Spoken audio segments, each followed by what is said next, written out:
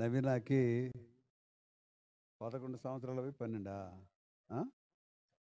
నవీనాకి 12వ సంవత్సరం.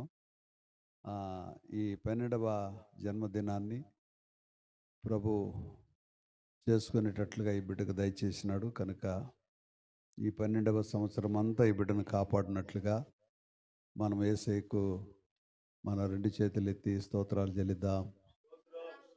స్తోత్రం స్తోత్రం చెప్పండి, అందరూ స్తోత్రం చెప్పండి.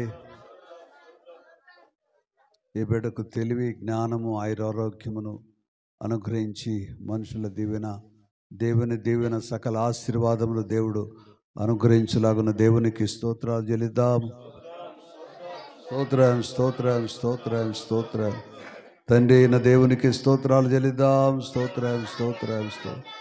కుమారుడైన యేసయ్యకు స్తోత్రాలు చెల్లిద్దాం. స్తోత్రం స్తోత్రం. పరిశుద్ధాత్మ దేవునికి స్తోత్రాలు చెల్లిద్దాం. స్తోత్రం స్తోత్రం. పరిశుద్ధుడైన తండ్రి, మహోన్నతుడా, నీకు స్తోత్రము నాయనా. నవీనాను తండ్రి గతించిన 11 సంవత్సరాలు నీ కంటికి రెప్పలా కాపాడి 12వ సంవత్సరంలోనికి మీరు నడిపించినందుకై స్తోత్రం.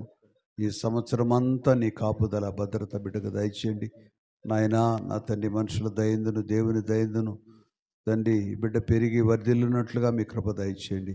యేసయ్యా నా తండ్రి, ఆయన నీ యొక్క నా తండ్రి పాత్రగా, నీ సాధనముగా, నీ సన్నిధిలో వాడబడేటువంటి నాయన బిడ్డగా నీ ఎడల మిక్కుటమైన భయభక్తులు మీరు అనుగ్రహించండి.